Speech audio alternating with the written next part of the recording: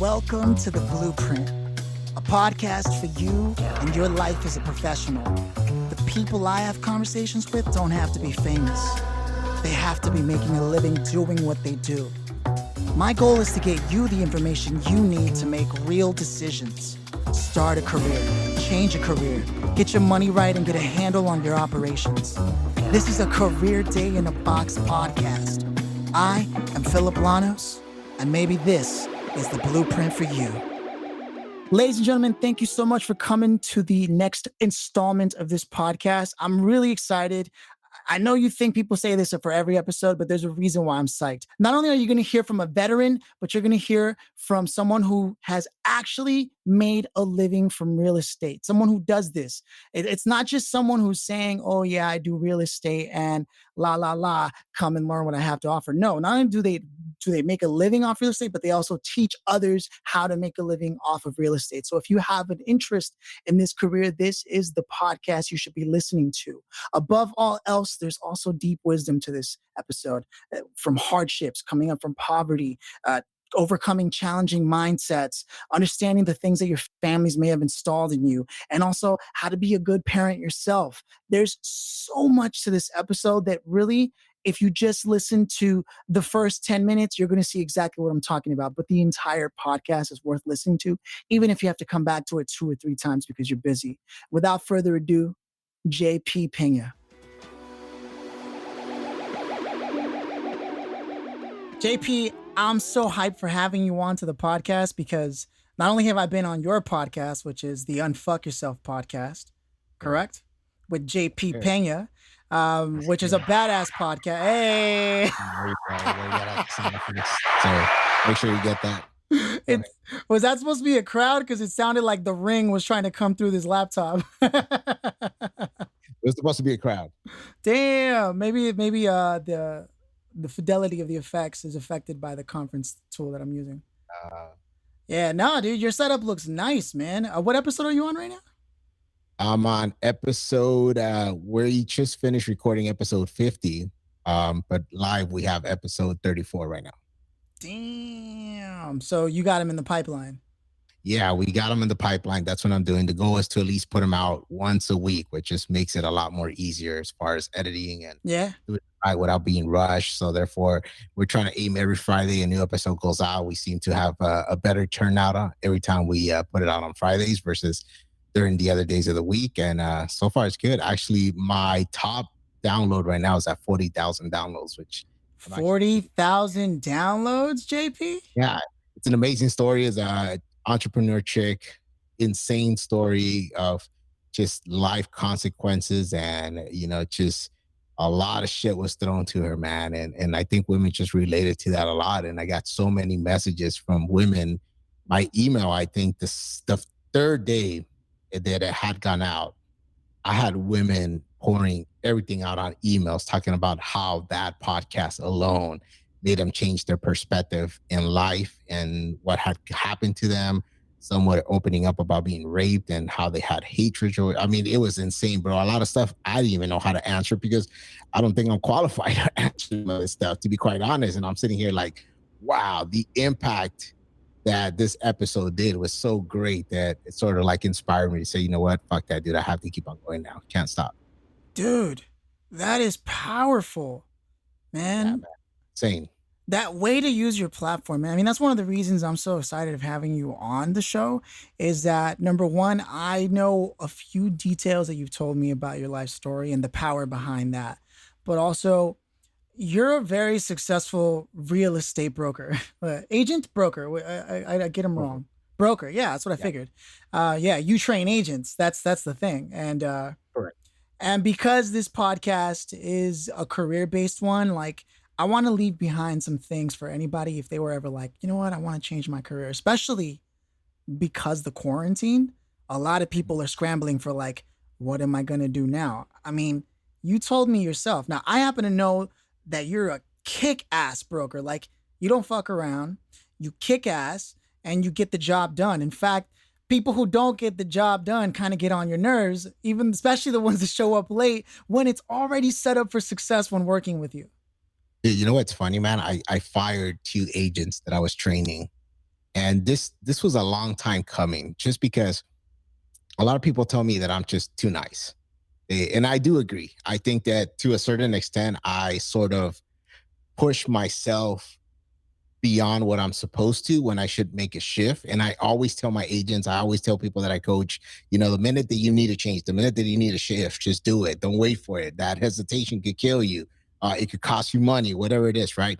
But when it comes to helping people, man, there's always that sweet spot, because I always look back to myself and look back where I was maybe 3, 4 years ago, which I really think that was when I really pivot and change for the better. That was only 3, 4 years ago, bro. Before that, I think I was still fucking lost. And I was that one agent that maybe didn't listen, that was just trying to figure out my own things, that was trying to reinvent the wheel, right? But as a mentor, as a trainee, my time is so fucking valuable. And I'm always talking about, uh, unrefundable minutes and how time is money. And, I would keep these agents on that were constantly just not deliver, not show up, not perform. Yet I'm still sending business to them, but they're not turning in simple assignments in regards to contracts. And then they're asking me questions about contracts where I'm like, dude, we discussed that. You clearly didn't pay attention, right?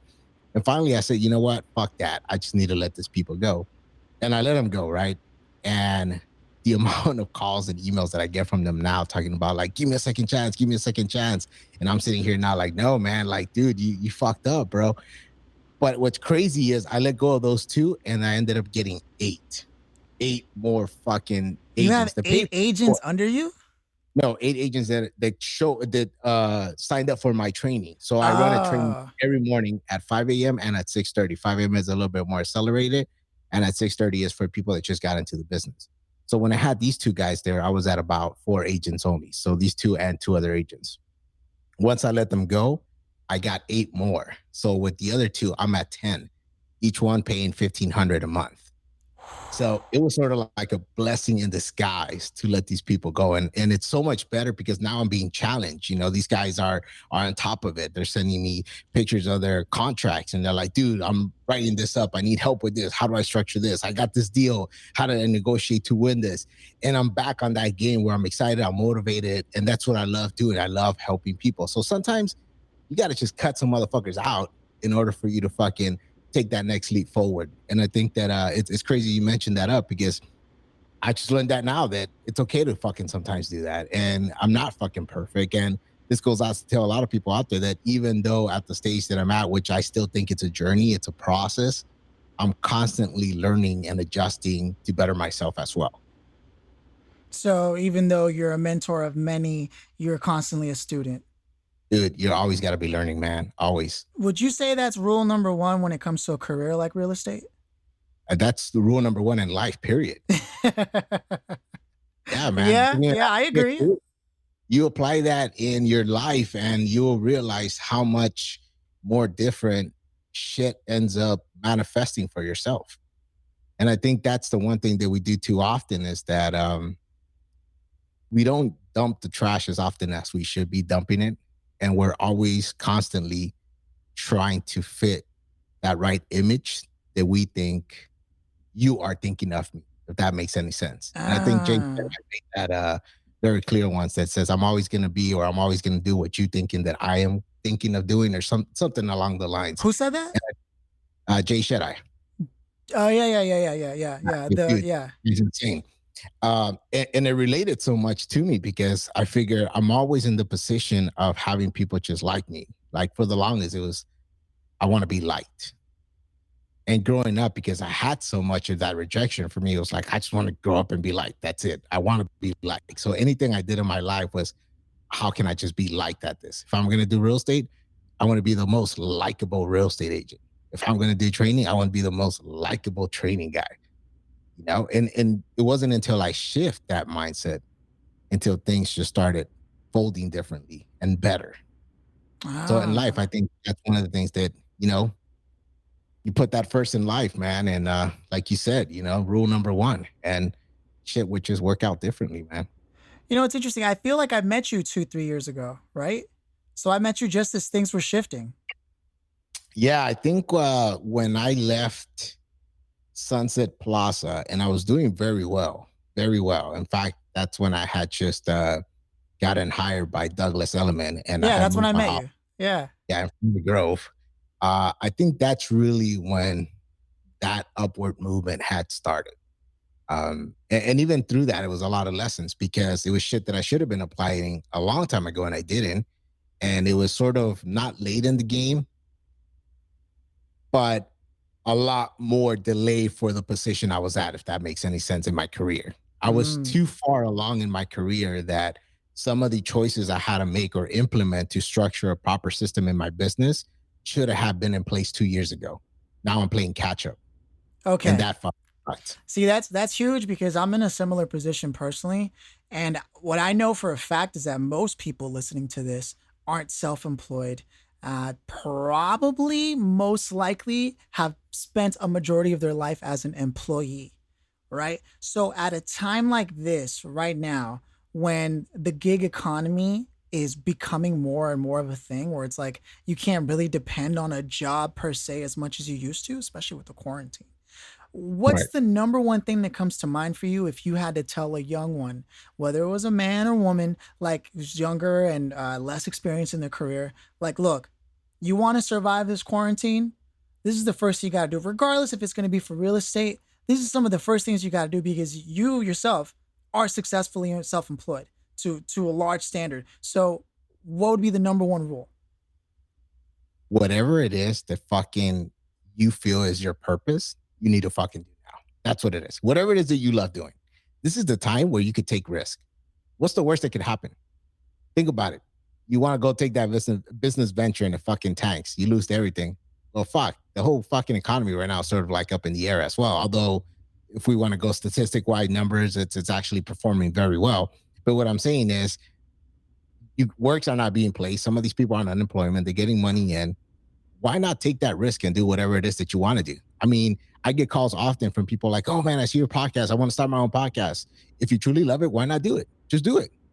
Well, what if people are not going to listen? Or what if I don't have the platform yet for this and that? Who fucking cares? That's the problem, that we throw too many what ifs in life, period. Whatever it is that you want to do that hold you back. I'd rather take risk and fail rather than live my whole life thinking, what if I would have had done that? You Okay. know, that I interviewed a guy once and this fucking hit home. He said, I'm gonna fucking take every risk I can throughout my whole life, because when I want to die, when I die, not when I want to die, when I die, I want my tombstone to say exhausted. And Whew. I said, what do you mean exhausted? He means I completely exhausted every fucking opportunity this life fucking gave me. And then Damn. I fucking got out with a bang. And I sat there and I was like, holy shit. And this guy's story is fucking insane, bro. It's this guy had no choice but to fucking work at 12. And when he figured out that he could make money literally just doing something, he felt like, what if I could do something that will make me money, but it's something that I love doing? And so he started chasing that at 15. At 15, he was making $1,000 a month. And That's then he said, really damn, good for a 15-year-old. bro, at 15, I was fucking making maybe 40 bucks. And I thought I was like, king of the world. I got 40 bucks, right? Now $1,000 bucks, shit, that's a whole nother level, right? But he's sitting there and he goes, what if I could do 2,000 now? He said by 18, he was already making six figures. Wow. So look at the mindset of adversity, obstacles, of growing up in a certain situation where you have no choice, but you have to fucking go out there, take risk and grind. But what's the beauty of it? The beauty of the whole situation is that you actually find something that you love doing it, and you manage to be a badass at it, where you start now fucking making the type of money you want at that young age, doing what you fucking love. Okay. That's powerful. That's I powerful, bro. I want to jump in and say if my listener isn't the exception to the rule, like that person who, a lot like yourself and myself and certain people, are able to say, you know what, I'm we're not risk averse, but a lot of people, they don't like risk. Matter of fact, a lot of people, they look at the money they're receiving, let's say it's unemployment, and they go, no, I need every single dollar of this for all my needs. And maybe they have kids. I mean, who knows? Maybe they're literally living off of unemployment, but they don't know what Security. else to do. Yeah, they're very security mindset. What would you say Well, to someone like that? that's the problem. Security doesn't fucking exist. And I think this issue that happened with this pandemic proved that. How many people were working at jobs that they felt were secure and got laid off the minute that we got on lockdown? That's true. That's true. I you're had a part time that I was using to stack up cash to invest. I there lost you it. go. And your unemployment is that security. No. All these I hear people saying, well, I don't want to go back because I'm making so much money on unemployment. Yeah, but what the fuck? That's gonna finish. Yeah. Then what? See, that's the problem. There's no such thing as you not being a risk taker. You're a bad person. The problem is that that's what we were taught to think. That's what our upbringing was. Chase that security, get a job, get a degree, and stay within that box. Stay your lane, and everything's gonna be fine. But Well, what do JP, we I see? have kids. I have kids. Well, even more of a reason why not be an example and fucking go out and maximize your life to provide the best ability, the best possible opportunities for your kids. Yeah. I mean, I look at my kids and I sit there, I'm like, I don't want them working a 9 to 5. I want them to enjoy the freedom that I have. I want them to have a taste of that. That's why when I take them out and we go travel and we travel like all these places, dude, we're in a pandemic and I've been to Mexico 4 times. Cancun, Cabo, Playa del Carmen, Isla. Come on, Don't bro. rub it in, man. No, I'm kidding. No, No, that's dope, what I'm man. saying. I'm Like, so happy.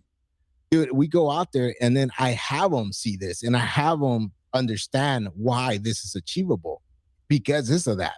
Now I have my daughter telling me, Dad, we went hiking. What was it? I think 2 days ago. And my son's sort of like on that little stage where he's too cool now. He's 12 years old. He thinks he's like, the cool kid in the block. And your And my daughter's how old?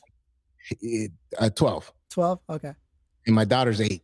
Oh. And, my daughter, whole different mindset, bro. And I'm always like that little challenger, like if there's a big hill, I want to take the big hill. That's just I always been. That's why I joined the Marines. That's why any tough job or, opportunity out there, I done it because I love that. If it's hard, I want to do it. If it's not challenging me, I don't pay attention to it. Right. And, I'm looking at this hill and I look at my daughter and I said, all right, Camila, I go, we have 2 options here. One, we could take this hill, which is a lot steeper. It looks, pretty, steep and loose rocks and all that. Is going to be quite the workout. Or we could take this easy path. And her response was this: Dad, the brain is a muscle. If you don't train the brain to get stronger, you're never going to become better in life. Let's go the hard route. I was like, fuck. This was your 9-year-old daughter? 8-year-old. 8-year-old daughter. Sorry, yeah. So this is what I'm telling you, man. The example you put out to your kids, it's eventually what they're going to mimic growing up. So if you constantly tell them that, hey, go chase security. Hey, play it safe. Hey, go find something that's just going to make everything better and you're going to be good and, nothing. Then, yeah, quite frankly, you can live your whole life like that. But are you really going to be in true happiness, living full purpose? And by the way, when I mean living in full purpose, having inner wealth, I don't mean becoming a multimillionaire. I'm not saying become a billionaire. I'm just saying live your life to the fullest, knowing that you're happy with what you're doing and you're not depending on somebody else to create that security for you. You create your own fucking security. You're the fucking boss, whatever it is that you do. Employees are great. If you're a fucking badass employee, great. Be that badass employee, but know that you're working on your terms. That's what I'm saying. Find that. Once you find that, you become fucking unstoppable. That's when you truly become relentless. And a lot of times we let that way we were brought up coop us and keep us there and feel that we can't do certain things. I have a guy I'm mentoring and, sort of, he's having a hard time on his business right now. But when I do some further digging, is his whole family always told him from the beginning that he was going to fail, that it wasn't good because he didn't have a degree, that he didn't have this type of position. He wasn't a doctor. He wasn't a lawyer or an architect and all this. So instead of breaking through that barrier, he keeps on selling himself on that message that his parents keep on telling him. So for him, taking a risk is not a good thing. For him right now, all this that's going on, it's a sign that he should quit.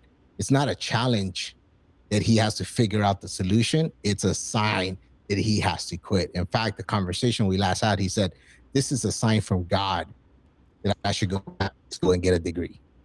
And I sat there and I said, you know what? I call BS on that. I don't care what you believe on, the unicorns, right? God, whatever it is. I don't think that there's a higher power that when he said, let there be Philip, he said, let there be Philip to be an ordinary average person. Right. He said, let there be Philip to be the baddest motherfucker he can fucking be. Here are all the different roads. It's not going to be easy, but Philip, you fucking choose. I will fucking support you. I respect that. I agree.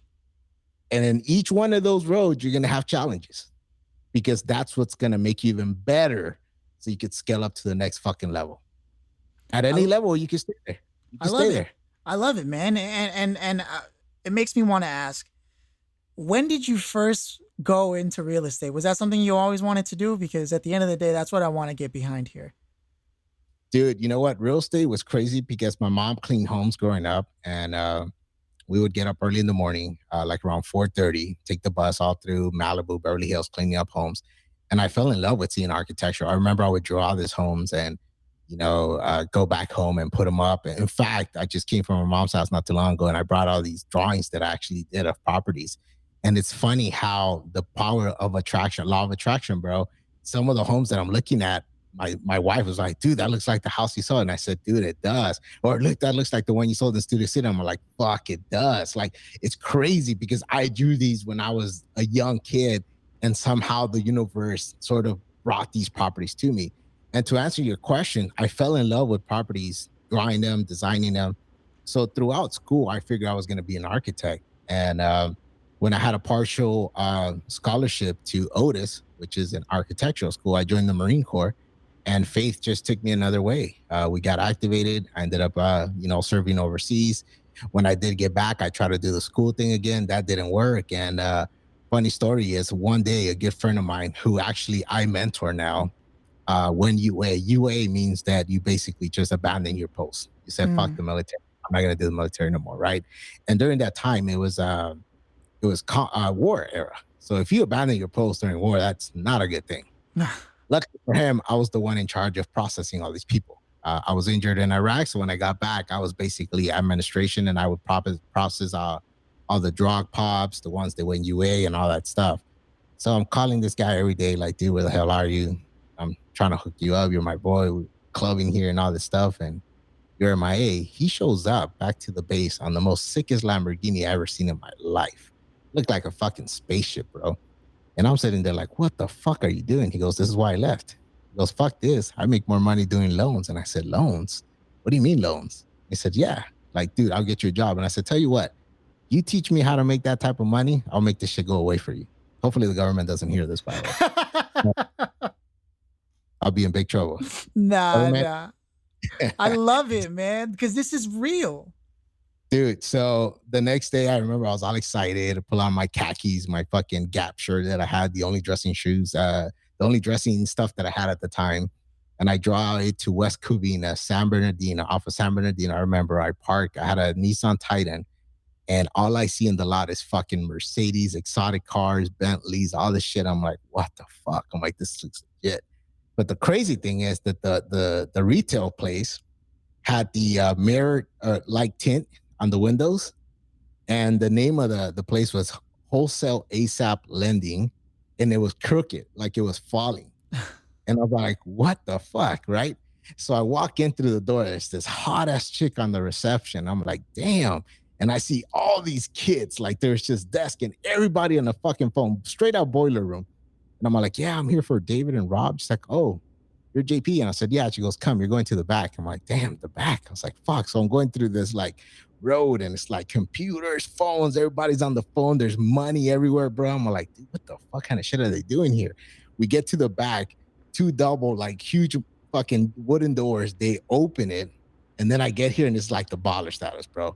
This is where they got like Mahomany Des, ESPN Sports Center playing on every fucking screen. There's dudes playing crabs on the floor with $100 bills. There's one dude getting a suit fitted. There's like dude fitting them and shit. He has a cigar inside with fucking stacks of hundreds. There's another guy on the corner that has a fucking cash machine, and that shit's running like, and I'm like, what the fuck? And then there's my boy Robert, and there's David. And I show up, and they're like, welcome to our company. I'm like, the fuck do you guys do here? Is this shit legal? He goes, yeah, we do home loans. And I said, so how does this work? Quite simple. They gave me a stack of fucking papers. He says, all you got to do is call every person in this fucking sheet. For every appointment you said, you make $1,000. It's like, for every appointment I make $1,000. They said, yeah. I said, all right, man, sounds good. That week I made $12,000, bro. And then that was the end of it. Week you made $12,000? That was the end of it, and that's how I started my road through real estate, man. Started doing loans. Obviously, it was 2006, so it was crazy times. Right before the crash. Yeah, that's why it crashed for a reason. Yeah, and then fell in love with it, and soon after that, I left the commercial lending, the development. Um, 2008 happened, which was fucking awful, and then after that, I turned into the selling side. Got licensed in 2009, and yeah, from there, 15 years now. So how has the game changed in terms of starting? Because obviously no one's going to walk into the back of a baller room and get loans that drop 12K in a Dude, week these days, right? 2005 was crazy, bro. 2005, 2006 was like a crazy era. I mean, there was no regulation. It was like the Wild Wild West. I mean, literally, I could take you to a fucking shop like this. And the way it was set up is people have to understand this. If you ever seen Boiler Room, I mean, I highly suggest you go watch this movie because it was 100% like that. So you would get a paper. On the paper, it would say your name, Philip Lanos. And then it will have the last four of your social already, your birthday, your address, and the last five of your account for your mortgage. Now, a mortgage is what somebody gets when they buy a property. You get a mortgage on your house. It's a loan, right? And they'll say the bank. They'll say Wells Fargo, Bank of America, for example, right? So the way the call would work is I would call you, ring, ring, ring, answer the phone. We'll role play it right now. Watch. Ring, Okay. ring, ring. Hello. Hello, Philip. Yeah. Hey, Philip, how's it going? This is Jack with Wells Fargo. I'm calling you because we have a great rate opportunity to drop your rate to 6% with possibly cash out. Is that something you're interested on? Dropping by 6%. Yeah. Keep in mind at that time, people had an 8 and 9% interest rate. So I'm calling you and offering you a 6%. So, of Wow. course, and I'm calling saying I'm Wells Fargo. Oh, I'm wait, not you're not Wells Fargo. from the back of an office and I'm saying I'm Wells Fargo, right? So what I would do then is say, okay, great. I'm going to transfer you over to my wholesale department and they'll further assist you. Push hold on the phone, release hold, and then I would say wholesale department. And they'll be like, hi, yeah, I just got transferred to you. Oh, great. Can I verify your account number? Keep in mind, I only have the five. But because you're thinking I'm Wells Fargo, now you're going to give me your full account number, right? So now I write down the account number. Then I say, I need to verify your social. Your last four is 1212. That's correct. Can I get the five to verify that it is you? Sure. Can I confirm your birthday? Sure. I have every information I need in regards to Philip and his loan. So then what I would do now is I would run a quick comp on your property. And if you wanted money, let's say that you owed, let's say that your property was worth 300,000 and you owe 250 and you needed to take 100,000. Well, it would take a simple call from me to an appraisal that we had on the pockets, on the books. And we say, hey, we need this to appraise for at least 200,000 more because they want to take out 100. How much is it going to be? And he'll say, oh, it'll be 10, 15 grand. So we would pay him that fee. And then we will lock you into the loan.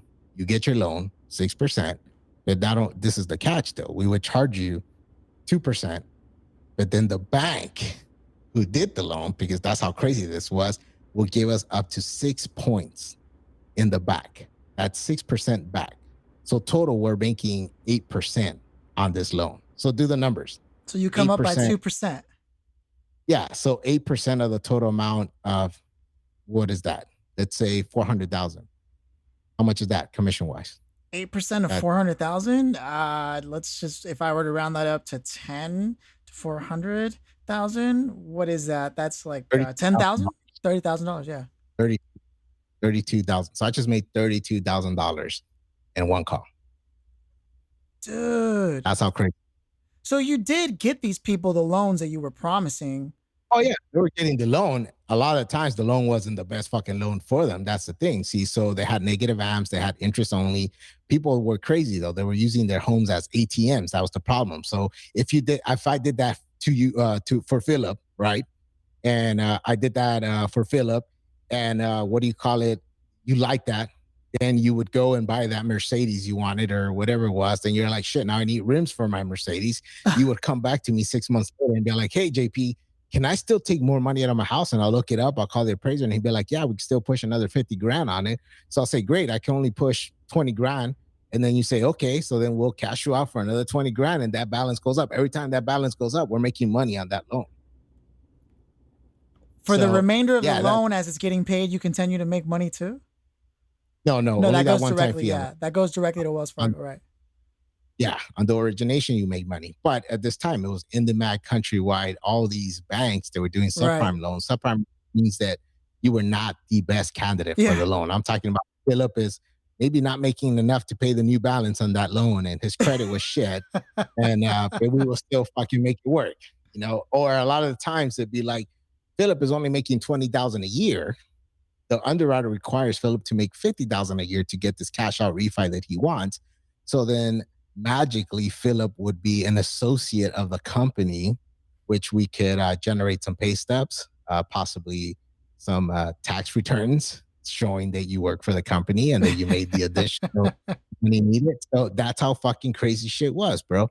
And it's see, I didn't get to that point though. This is what I figured out after. I was getting paid just by setting the appointment. So for me talking to you and you agreeing to it, I got paid $1,000. This is before I found out how much they were actually making.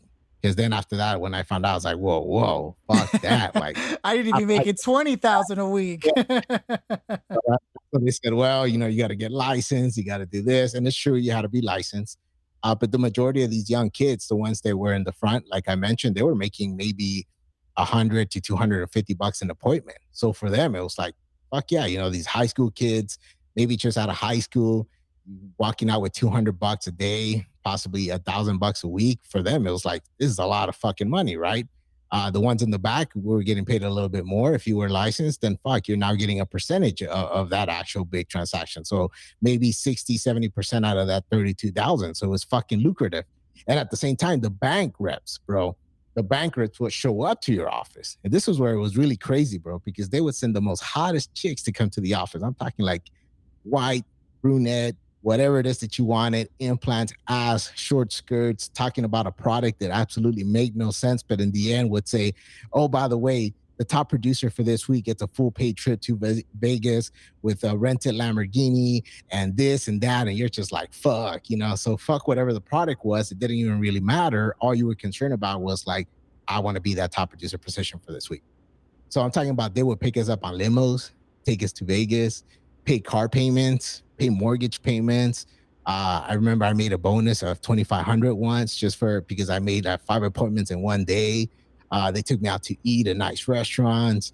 I got to go to Vegas twice, all paid by the banks. I mean, it was crazy, bro. It's not a mystery to me why you fell in love with real estate or subprime loans in particular. You know what's crazy, bro? I don't think that was it because, at that point, I had never seen that amount of money in my life. Sure. I mean, the most I ever seen, dude, I think was 1,500 when I got out of boot camp. Because you spend no money the 3 months that you're in boot camp. Obviously, what are you gonna buy? You're fucking stuck in like a mini jail. And when I got home, I looked at my bank account and I had $1,500, bro. That's the most money I ever seen in my life. I was like, damn. I remember I went to the mall and that shit was gone in like fucking 3 hours. I was just buying everything I ever wanted. I was like, those shoes, yes. My parents said no. I'm saying yes. I'm taking those and I'll take that. And the crazy thing was that I remember I went to the mall. I went to the Glendale Galleria, which now they have a whole promenade out there and shit. But I remember I went to the Glendale Galleria. I bought all these Jordans, some shoes, some sick ass shoes. And then that night I was supposed to go out with my friends to celebrate. And I couldn't go out because I was fucking broke. So I showed up with money, but then I spent it all on fucking shit that I was like, fuck, I don't like this feeling. So that was kind of like my bad habits growing up, that because I never had a taste of money. And it's funny, I always tell this story that my first love with money was because growing up, we always had to share food, right? So if we went to McDonald's, my mom would buy like a Big Mac and fries and a Coke, and we had to share it with my siblings, which was my 2 sisters. And I used to hate that shit.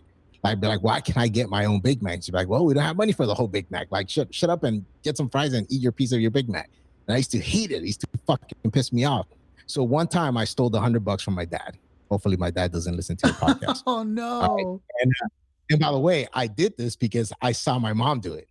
Crazy, right? So my dad, yeah. So I would get home and my dad was a truck driver. He'd get home late sometimes. And the first thing he would do is always take off his pants, just leave them on the floor and go straight to the shower. And I remember I was walking to the kitchen And I sort of seen it through the side of my eye. My mom pick up his wallet, and my dad always had lots of money because he was a truck driver. They got paid cash, and then they have to pay for fuel the next day, cash and all that stuff. So he had wobs of fucking hundreds in there. And I remember her like slipping a few out and then kind of like putting it by her bra and then putting the pants back down. So I said, okay. I said, all right. But my dad was always cool, bro. My dad would always give me like $2, $5. So my dad was always a bit more of a generous, disciplined as hell, very strict, didn't let me do shit. But at least whenever I said, Dad, I need $5, he'll give me $5, right?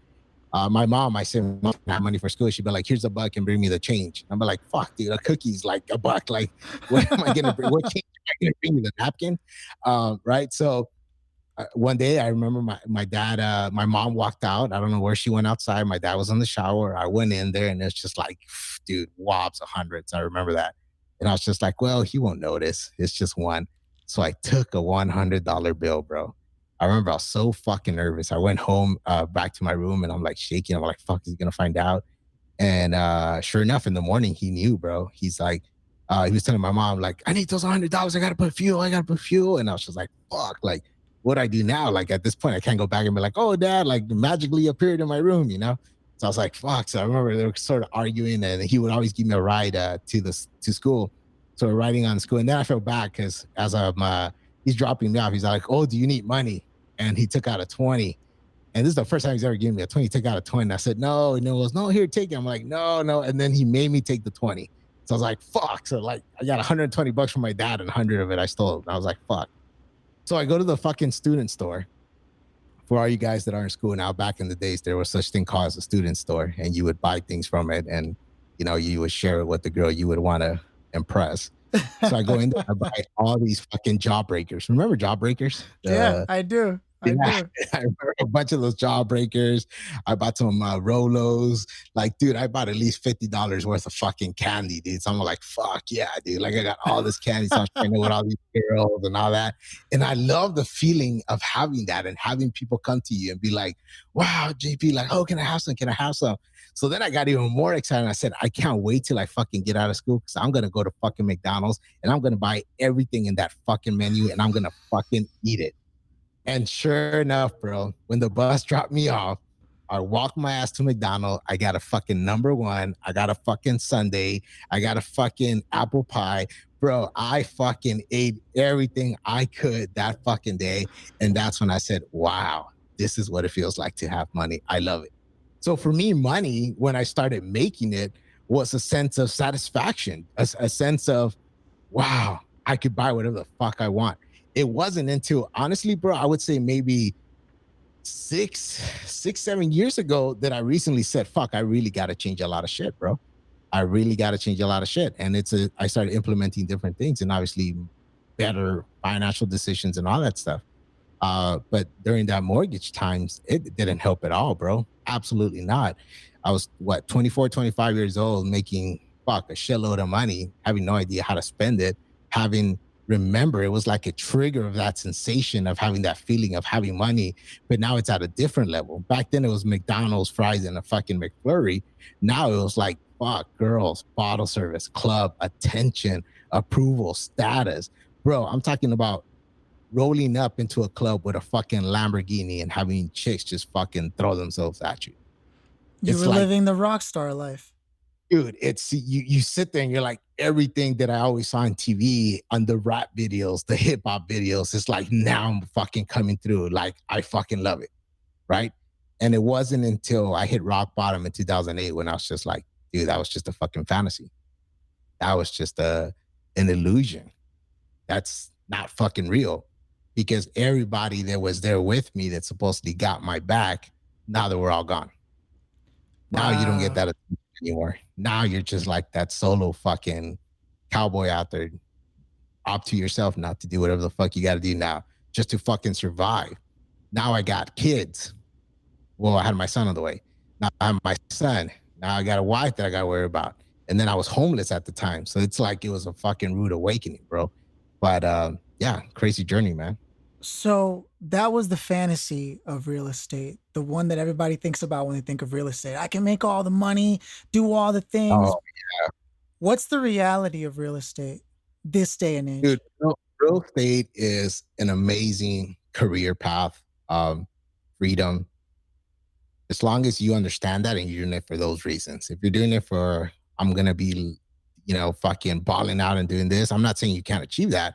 But if that's your main purpose, your whole intention of working with people is gonna be fucked up. So I have this saying that goes, you gotta build relationships first before you get commissions.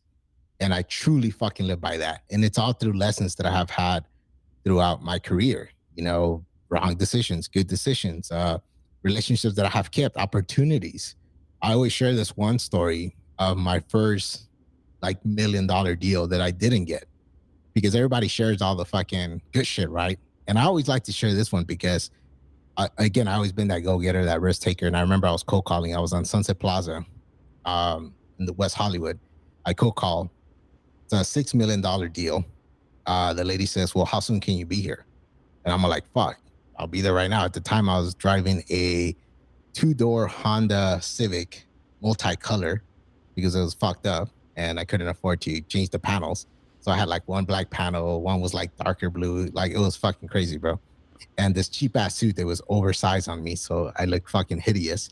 And this HP computer that only worked whenever I wanted it to work. So good luck if I had to show up to an appointment and then had to show you something in the computer, because dude, it was like a fucking prayer just to hopefully it would turn on. And I remember I pack on my shit. I fucking stop heading up this hill. And when I see the door open, I see other cars going in. In fact, one of the cars that went in is a big agent now that has his own show on TV. And I recognized him at the time because the show was just starting. And I said, fuck, dude. I remember I started doubting myself. And I said, dude, I don't even think I should go up there. Like, this is a bad decision. Like, I'm going to fuck it up. Like, this is all the negative self talk, right? So I parked the car there because I was ashamed of driving up with this car up to this big mansion and being, criticized, and all these agents showing up in their Mercedes and their nice cars and shit. So I start walking up, and to my surprise, it was a fucking long uphill walk from this driveway. So by the time I did get to the top, I'm fucking sweating now. My fucking feet are hurting. I'm like, holy shit, this is just a terrible decision. And sure enough, that agent is now walking out of the house. So she was interviewing multiple agents. And because of my walk, I was the last one to get there. And so she's all like, "Oh, why didn't you just drive up? I saw you in the camera that you parked outside." So now I felt even more like shit. I was like, fuck, she saw me. And now she's really going to have this thought of me or something. I just said, "Oh, I don't know if there's going to be parking. Some of these homes, they got limited parking." She goes, "Oh, good observation. That's good. I appreciate that." So she walks me in. Long story short, I go through my whole, listing presentation, and she finishes off. And I'll never forget what she said. She said, "I'm not going to give you the listing because I know you're not ready." He goes, "But I appreciate the fact that you showed up here and you still gave me an actually pretty good presentation. You just don't have the credibility of the experience yet. Tell you what, come back to me 2 years from now, save my number, and I will work with you." This was like 2011. Now, 2020, I have sold her probably around 6, 7 houses, all on the millions. And she's one of my top clients. So Wow.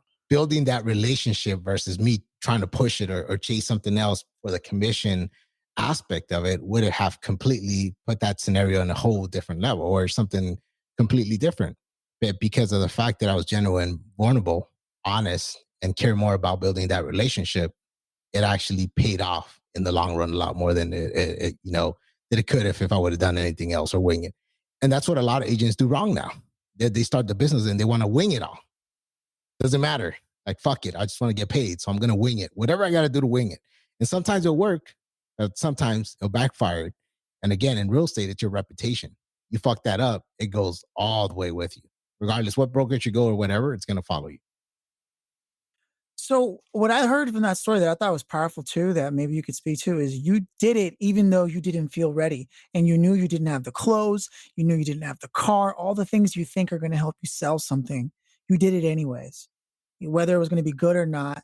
And how often do you find that people who get into the business aren't willing to make the phone calls, aren't willing to do the presentation, find every reason why it's not going to work, and then decide not to do it, and then complain that it's too hard or that they're just not good enough? Bro, that's like 98% of agents out there, dude. They're sitting waiting for that next call. They're sitting waiting for that next IG message or Facebook message. They don't want to put in the work. That's the one thing about real estate that a lot of people don't actually see, that it's a lot of fucking work. It's a lot of fucking work. I interviewed a great CEO not too long ago, and he said something that I thought was very powerful. That he said, balance is earned. Balance is earned. He said, when you're coming up, you don't have time to think of going to the beach. You don't have time to think about it Saturday or Sunday, I'm going to barbecue, or it's a fucking holiday, I'm going to take the day off. Fuck no, especially if you got a family, if you got kids and you're definitely trying to get to that next level. Balance doesn't exist. As bad as it sounds, it doesn't. You earn fucking balance when you get to that fucking level. You earn it when you get to that position where then you could take it to a step back and say, okay, fuck, I'm here. I made it. Let me reset, enjoy this. And now what's going to be the next thing for JP? What's going to be the next thing for Philip? See, so a lot of the times I think that agents, they live their whole career living paycheck by paycheck. We call it transaction by transaction. This is why you would see in some conventions that you have a 70-year-old lady still selling real estate. And they're applauding her because they're just like, oh, let's give it up to Gabby, still top producer at 70. Fuck that. You did something wrong if you're 70 years old and still selling real estate. What was your game plan? What was your strategy? What was the blueprint on that? What was it? What was the system implemented? But then you hear the stories like Van der Maren, top Remax producer from up north, built such a great big pipeline that ended up selling it for $8 million. Then you're thinking like, wow, that's something that I want to head to. That's something that I want to build. Or you look at someone like the Tom Ferries, who started on the real estate side on the training, build it to such a huge empire. Now that they run, I would say 90% of the industry's coaching and training, from selling real estate to now mentoring thousands and hundred thousands of fucking agents nationwide. That's crazy. So a lot of the times these agents don't have that exit plan. You know, they're stuck on that. Let's just worry about that next deal, where I feel that you have to run this like a true business. From 9 to fucking 10, from 9 to fucking 11, from 5 to 11, whatever time it is, you're putting in the work to fucking build your empire. How would someone even go about getting started? Like, let's say, JP, hey, my name's Phil. Hope you don't mind me hitting you up in the DM. I want to get started in real estate. What do I do first? Yeah, first you got to get your principles done. It's preliminary courses. There's a couple sites. I highly recommend Revi, which is REVEI .com. You get all your courses done there. Let them know JP sent you. They take care of you. Huge discounts. As we send them a lot of people there. But yeah, what I like about that is that you can take your test every Friday. It's online. It's open book. You knock all those out. You apply for your state exam. And this is where the key thing comes. Once you get to that point, sign up for some sort of training like the one I do at 6:30, or any sort of mentoring training already, where you start getting your feet wet, because that's important. Everything's changing in real estate so fast, especially with everything going on right now with COVID, that you want to make sure that you're already in a position where you know the lingo, you know what's happening, you know how to approach it and leverage somebody, versus getting your exam and then being thrown into the wolves and then kind of see if you're going to survive or not. So it's important to start sort of getting your feet wet and then figuring out if this is going to be the right move for you, if it's something that you're going to end up liking or not. I mean, I get a lot of people that halfway through my training, they're like, fuck, dude, I didn't think real estate was this much work. I don't want to do it. And that's okay. But again, those are the people that have that perspective of, oh, you know, you jump into real estate, you're going to make all this money, drive all these nice cars, and people just call you every day and say they want to buy or sell a house. And it's not like that. You got to go out and chase that. You got to still go ahead and put in the hard work. You got to, prospect, door knock, cold call, whatever it is that you got to be doing. It's a numbers game. The more people you touch, the better your possibilities of getting a deal. Okay. And what would you say is the number one reason that people fail when they get started in something like this? Not being consistent. Consistency, follow up through, and not being fully committed. So you're saying the only way not to win is to just not do the work. I'll do the work. That's it, bro. You don't do the work, you ain't going to get shit. So you're saying 90% of the people who start this just weren't willing to do the work, and that's why they didn't make the money. Oh, man, you'd be surprised. They'll half-ass it. There's people out there that are excited doing one deal a year. One deal a year. Oh, fuck, dude, how do you survive? The average price point, let's say in LA, is $625. That's like $15,000, bro. That's like making $15,000 a year, and then you got to pay taxes on that. So you're 1099. Wow. and they're perfectly okay. I mean, look, that's what I'm telling you. It's dude, this is the lucrative thing about real estate, bro. That anybody can completely kill it if you put in the work. If you put in the work, you'll fucking dominate because there's not that many doing it. So the odds are really good on your side. The problem is if you become part of the other percentage, which is the ones that are just sitting back, the ones that are not putting the work, because then it's sort of like you guys always want to jump up last minute. When you need that money, now you're working for pain, not pleasure. And that's when everybody tends to sort of do the same. That's when you start having more fraud, more issues, more inconsistencies in escrow, more unhappy clients. Those are the same agents that give us to get agents the bad name because they're half-assing shit, winging shit, getting creative on shit they shouldn't be doing. It goes back to the example of all the short sale that happened in 2009 to all the way to 2012, where a lot of people just bad habits. They were doing all this wrong shit, got creative. We're doing some crazy straw buying buyer shit that was illegal. And then they didn't care about the client. It was more about their pockets. They made a shitload of money. But what happened when the FBI came knocking on the door? Oh, wow. Done. Yeah, I think I had a girlfriend back in like 2010, 2011. Her family's house was like repossessed, even though they had been paying everything, and like they got Oh, kicked out. And there's a lot of shit going on back then, bro. I mean, they were doing the whole straw buying shit where they'll be like, "Hey, man, I'm losing my house, so Philip, I'll use your credit." Then yeah, something like that happened. yeah, we'll use your credit. You're on it, but then after that, I don't want to pay it anymore. So you're like, well, fuck, dude, my name's on the hook, so I'm gonna foreclose on it. So you try to foreclose, and they'll be like, whoa, fucking Philip trying to take my home away, and blah blah blah. So and it's crazy because I still fucking get calls from that, and I'm surprised. You're They, still patching things like that up? dude, yeah, shit that was done back then. I recently got a call from some lady that got divorced, and the way that they did it was the ex husband's friend jumped on the loan. He's been on the loan since 2012. Now the guy's got married. He wants to buy a house. He can't buy a house because this house is still under his name, and the chick can't buy him out or anything because she's unemployed and she doesn't want to work.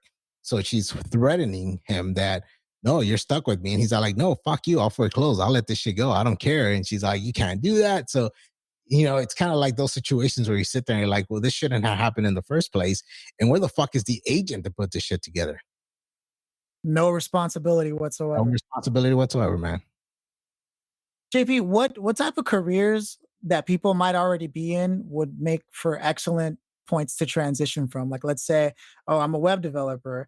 Do I have the right skills that carry over into if I wanted to switch my career because of this? Maybe a web developer is a bad example because they could probably work remotely. But let's say someone's working only in customer service, right? Is that a great place to jump off into real estate from? Dude, honestly, anything is because everything you do in life is sales. Even if you're a web developer, you're selling something. You got to sell yourself for that promotion. You got to sell yourself for that rate that you're getting paid by your employer or something. So real estate is just nothing but sales. And as long as you can communicate with people and you're a social person, then you're romantically in. In fact, the people that do better are people that are good talkers. I mean, if you could talk and you're good with people and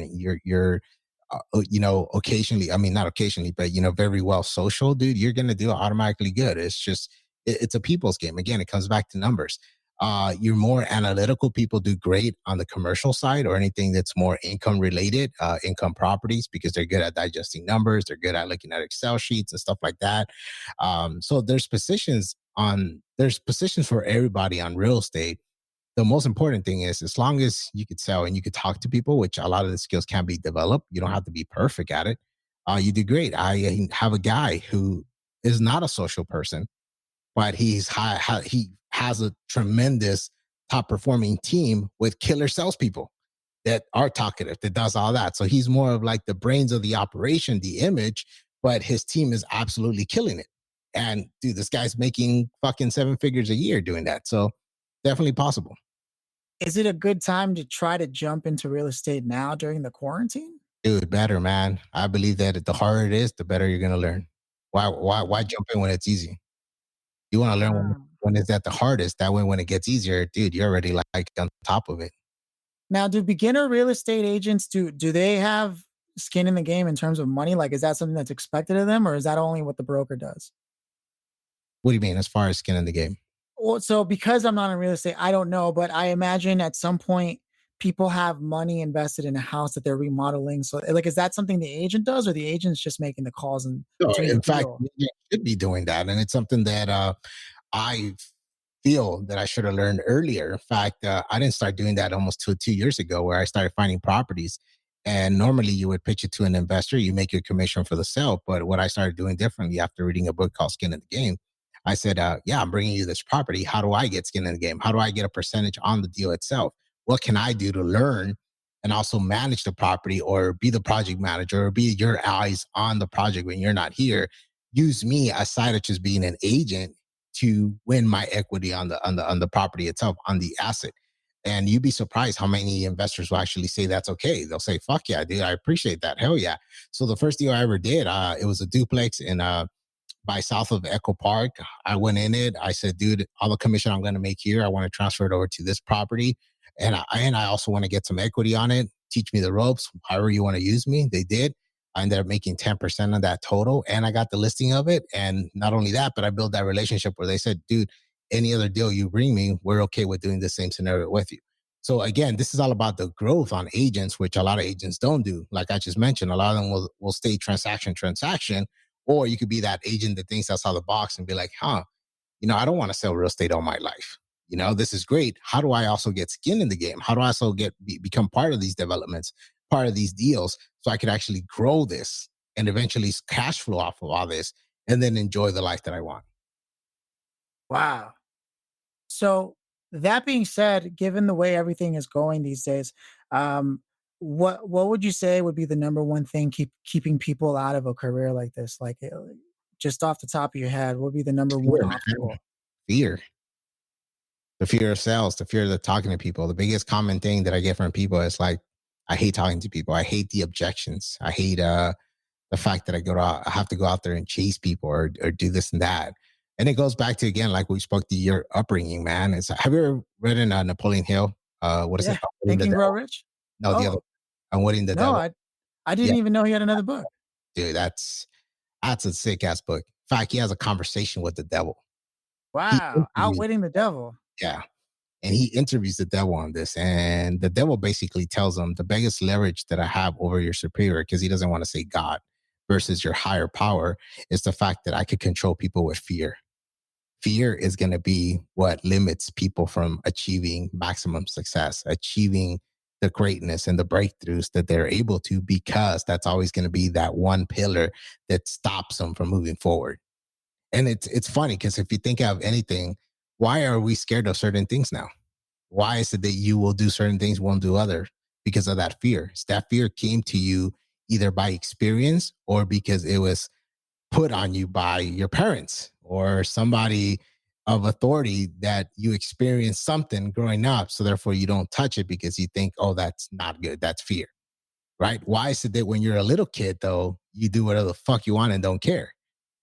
You jump off a fucking bridge, get your tricycle, go down that big old hill, even though that you're gonna break your arm and legs and anything, but do it with such confidence and such motivation. And a lot of the times, in fact, this is a proven fact, that that's why with kids, the younger they are, the more you throw them to do risky things. They have what is, I think it was 87 or 82% chance of making it through versus an adult doing it, because of our fear factor, which that's Wow. crazy.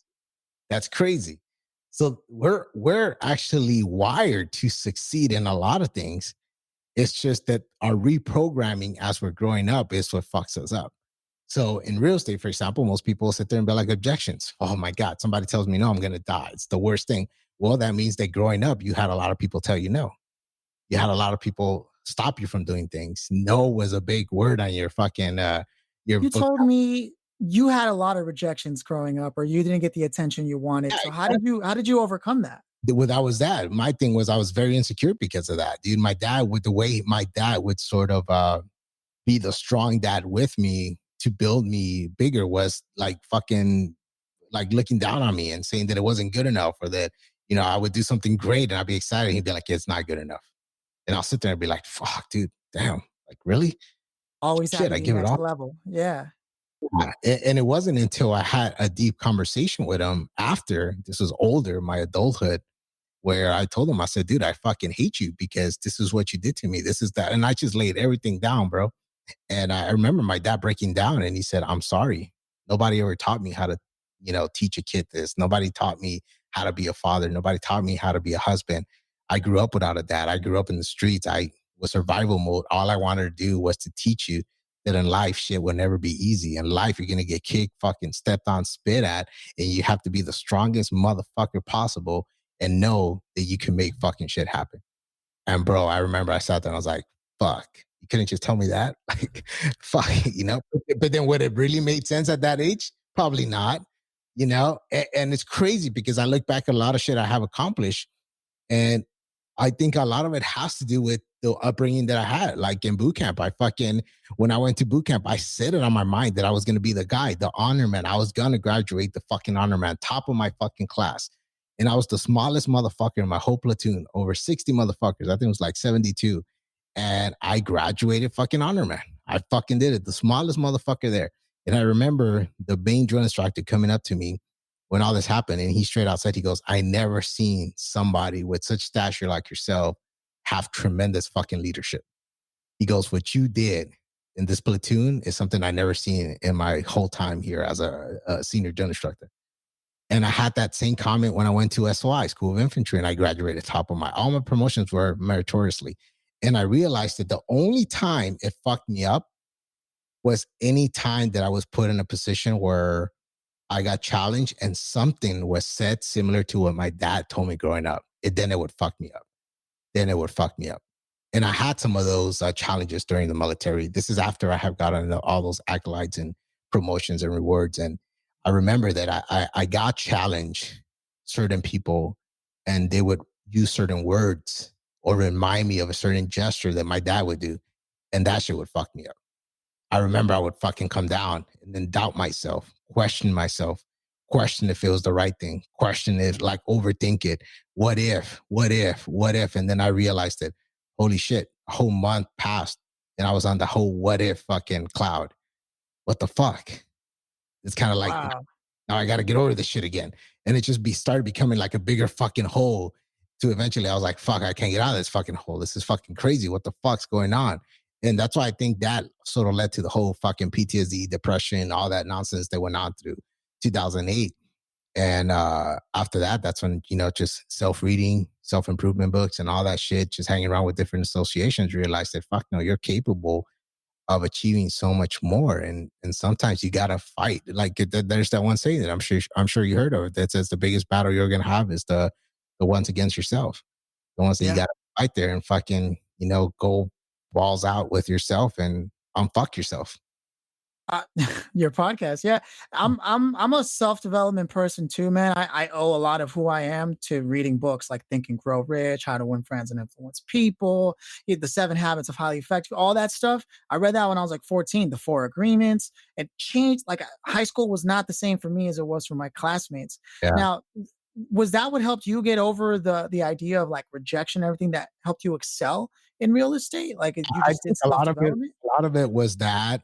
A lot of it was that, and then a couple people that have come into my life that have proved that theory wrong of the fear and the what if. In fact, me living in West Hollywood was a person that I was working with at the time, very ambitious, very risk taker. And he told me, I remember this. He says, dude, you're making that drive every fucking day. There's more to you. I just don't think you're really hitting that potential. You're comfortable. And I have to agree. At the time I was, I mean, I was making maybe like 200,000 a year. So I felt like, oh, this is cool. Like, I'm good. Like, I'm going to just stay here on chill mode. And I remember him saying, you need to fucking step it up. And I came to where I live at now and I looked and it was significantly a lot higher in what we were going to pay. And I questioned it a lot of times and I said, fuck it. I'm going to just fucking take the risk and do it. I have to say that ever since I done that, my fucking income has tremendously tripled and I have never had an issue paying my fucking bills or anything like that. So again, it comes down to us having that right circle of people push you sometimes that actually truly makes a big difference. Because if you're around the same fucking people all the time, there's really no challenge ever to become better, if that makes any sense. And I know that, there's sayings out there like, you're only, what is it? You're the best of your top 5 friends or you're 5 the, people, yeah. average or whatever. Dude, that is so fucking right. Like I'm in that stage right now in my life where I need to sort of recheck who I hang around with, and I need to level up because I think it's time for me to go to the next challenge in my life. I have a goal that I want to accomplish by 40, and I have 22 million in my head. I don't know how. That's just, I dreamed that number and it's going to happen. And in order for me to achieve that, I got to fucking be around people that have fucking surpassed that. So there's a lot of shit that I'm doing right now at the moment that it's sort of guided towards getting that route. And it's funny how the universe has aligned certain people that have just come to me, whether it be the podcast or whether it be my Instagram, and they say, dude, I love what you're doing. I want to work with you. And I look him up and I'm like, dude, this guy's net worth is fucking insane and like what he's doing and all this shit. But they approach me because of my story. And therefore now I become just a student of what they're doing. How can I contribute to it? How can I bring value to whatever it is that you want to do? But at the same time, I just want to learn from you. What's the next step that I got to take for me to get to that next level? And I think that's been a key factor to my change in insecurities, to my change in the way I talk to it. Like, I don't know if you know, I stopped drinking completely. So That's cool, man. yeah, that's another thing that I just felt I had a self talk with myself last year, and it's just one of the things. It was random. I think it was around this time. I would say that I would complete a year of soberness, but I don't really count it because in between there I had like a sip, a few stuff just to see if that's really the route I wanted to go. And to be quite honest with you, bro, the few times that I did try it after, I got sick, like literally sick, because I went literally 9 months straight without drinking. And when we went to Cancun, I remember I had a sip of my wife's margarita and it just didn't feel the same. My favorite drink always was rum and coke with my cigar. And I remember that I had a rum and coke. Then by the second one, my stomach was just like not fucking feeling it.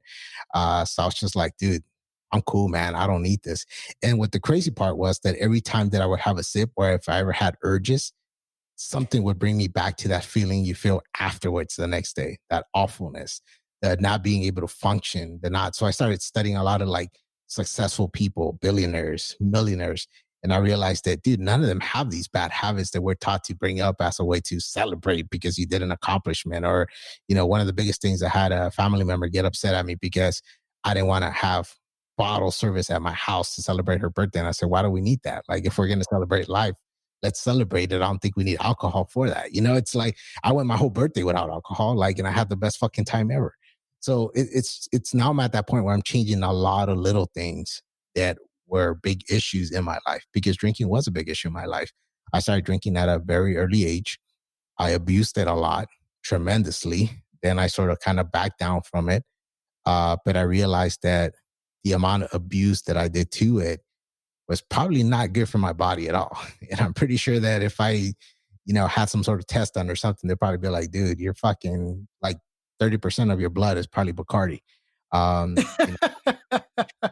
but, but dude, it's crazy, man. I mean, I didn't drink every day, but when I drank, bro. And just to give you an idea, when I was 18 and we would go out, each one of us would go through a Bacardi bottle, the 1 liter one, before we got to the club. Literally. Pre-game. Bacardi Limon. I remember that. We would chuck that shit up. And then Alizé came. I know Hypnotic came. Hypnotic and Alizé. I remember those days. Yeah. So then everybody would drink a bottle of Hypnotic prior to the club. The worst fucking, I'm telling you. And then the first thing we did at the club would be a shot of Patron and then adios motherfuckers the whole night. And then a few shots between there. And then I don't know how the fuck we would get home. I do remember one time though, funny story. It was me and my two boys. And we went to club The Factory in downtown LA. I remember, and we picked up 6 chicks. I had a Nissan, a 4-door Nissan Altima with rims and TVs and all this shit. So it's 4 of us already, and we have 6 chicks in the car, and we're like, "Fuck yeah, dude, it's gonna happen. We're gonna get down, dude." I don't know what the fuck happened, bro. The next day, we woke up in Griffin Park. I was on top of the park. The car was open. There was chicks fucking outside. One of them was half naked. The other dude was like with his pants down. There was some chick on my hood. I don't know how I did not hit a tree, a car, or anything, but I said, fuck that. Like, this is not good. This is not good.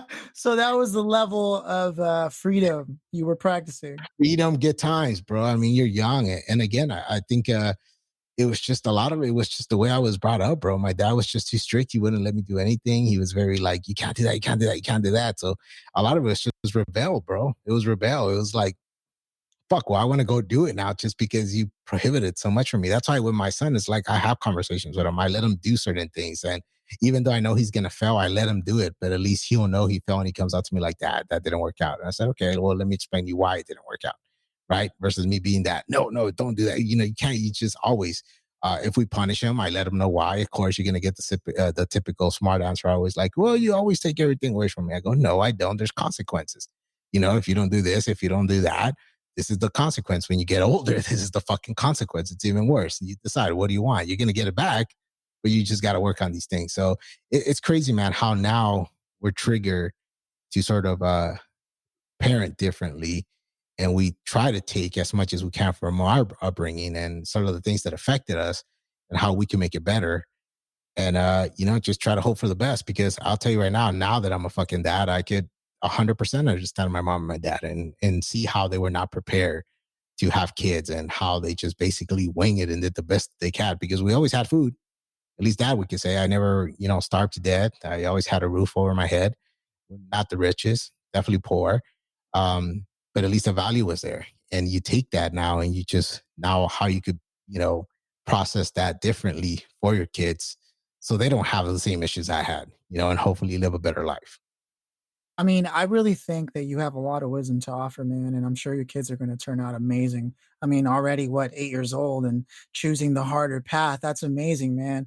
And I don't know if you know this, man, but when you mentioned to me just now the idea of your buddy calling you and telling you, you make this drive every day, I think you're comfortable. I don't think you, that, I don't know why, but hearing you say that pointed out to me something that I myself have been struggling with. Uh, I didn't realize how easy it was for me to get comfortable with even the smallest things, even though I thought I was pursuing these big goals. It being comfortable is a lot more sneaky than I think people give it credit for. And I got to say thank you for really bringing that back to my awareness, because I realized, yeah, I was okay with getting a couple of deals here and there, like a couple of clients here and there, as long as I could pay my bills. But Right. is that my goal? Well, And, I think and the thing with you, bro, I have to say, man, it's like you don't give credit to your small accomplishments. And a lot of it, that actually does hurt you more than you think. And that's one thing that I learned the hard way too, because I always had this mindset of, fuck, again, like when my dad said it wasn't good enough, it wasn't good enough. So anything I did wasn't good enough, even though, fuck, dude, if you were to see it, my wife side, anybody else side, they're like, dude, JP, that's a fucking great accomplishment. That's good. I didn't give myself credit to that. And you have to sometimes give yourself credit for that. And I'm gonna tell you, look, from when we met in the street to where you're at now, dude, fuck, dude, 100%, it's a whole different Philip. I'll tell you that right now. That Philip showed okay. up to my office was fucking lost. I could see it in your eyes. I mean, dude, you look like the Terminator, but like 447 and something like with the boots on. And if you ever seen the Terminator when he first comes out and he has that long fucking war jacket, that's what you were wearing. I remember that. You had fucking, khaki pants with like the Timberland boots. I think there were some sort of boots like New York style with the It tongue was up. all my New York clothes, yeah. You know, like, this guy like it came out from the Backstreet Boys or what? You know, but dude, I mean, from that to having a podcast to writing a fucking book, bro, that's already like God, dude, that's literally on my list to do somewhere here. And I don't think I haven't even fucking touched that. And here you are, a fucking doer. You do it. Now you just gotta realize that aside of you giving yourself credit for those small wins, you also gotta put those long-term wins that you have to fucking execute, because that's really gonna be the pivoted point in your life. And that's where we fail a lot of times, that because we're not giving ourselves that small credit, we go on thinking that we're actually not achieving a lot. But if you step out of your body and look at it from the outside in, and this is why it's important to have strong associations, bro, that will actually challenge you and give you good criticism, because they'll say, no, bro, like that's actually good, bro. This is where you're at now. Like, what's the next step for Philip now? And then you're going to be like, oh shit, I see it now. I see where I went from here to here. You're right. What's going to be my next challenge now? What is it that I got to do now to take it to that next level, whether it be on a personal level, financial, you know, whatever it is, bro? You got to fucking put all those aligned. And you also, I don't know if you do this, bro, but I journal like a motherfucker. I Yeah, journal. And yeah, I got my little iPad. yeah, dude, I debrief every night. And, you know, I sit there and I ask myself, did I fully go all out today? Did I go all out? What were my wins today? And I'll tell you, today was not a good fucking day. I think I slacked today. Although I got 3 fucking big deals, I still think I slacked. I think that I gave myself acknowledgement for those deals, but I counted like maybe 5 hours that I could have been more productive and I didn't. And, it's just been, I've been pushing myself too much. I realized that my sleep has not been great. I'm going to sleep very late, working on podcasts till like 2 in the morning, getting up at 4:30 in the morning, doing the Zoom calls from 5 all the way to 8. I normally, if I get a nap, a 20, 30-minute nap before I leave to the office, I'll get it. If not, I'm fucking out the door. So my eating's been fucked up. I think last month I did like 4 rock stars, which is not good for you. And it's sort of something that I'm trying to stay away from. So again, see, it's like you're always sort of like debriefing on yourself. Like, hey, what's really going on here? Like, what do I need to adjust? Where am I going at? But it helps you. And at the same time, I have people I could call and be like, yo, man, I'm sort of stuck here. Like, what am I doing wrong? JP, well, you know what? Maybe try shifting this. Maybe try doing this. Maybe, do that. And I feel that that helps a lot, which is something that when we're trying to discover that purpose and trying to discover where we want to go in life, we don't have those options. We don't do it because most likely whoever we're called, they're going to tell you, oh, bro, let's just go to the bar and fucking have a drink and we'll talk about it. Okay, yeah, let's do that. Fucking go to the bar. The next thing you know, you guys are fucking partying, fucking this and fucking bitches and that, fucking drugs. The next thing is like fucking 12 afternoon the next day and you just lost fucking a whole week because it's going to take you that long to fucking recover. You're so right, man. You're so right. And I have a lot of the same habits that you do of like, you know, with the podcast or I'm trying to write the next book or I also just recorded like 30 songs in 1 month, like a song every day so that I'm going to be dropping with my project. And then I got my little client work and like, then I'm trying to be, a good boyfriend. And then, I mean, it's not the same as being a husband and a family man and all that, but there's so many things that are asking for your time and attention and which deserves what. And, are you willing to take out the trash and make sure that that doesn't get in Yep. the way of your goals? Where are you comfortable? Dude, wait, did you say girlfriend? Yeah, What? yeah, I didn't know yeah, about yeah. Yeah, I've got a girlfriend. I mean, we're on the podcast, so it's not the most relevant thing, but yeah, man, I feel very lucky to have found somebody that I want to spend my that. life Nice. with. And that's part of like putting myself in a position where I feel inspired to do stuff. Honestly, for That's good, me, I was okay with getting a slice of pizza every day for the last 3 years. It didn't bother me that that was the one thing I ate really quick, a coffee or like a yerba mate, and I was off to the next thing I was doing.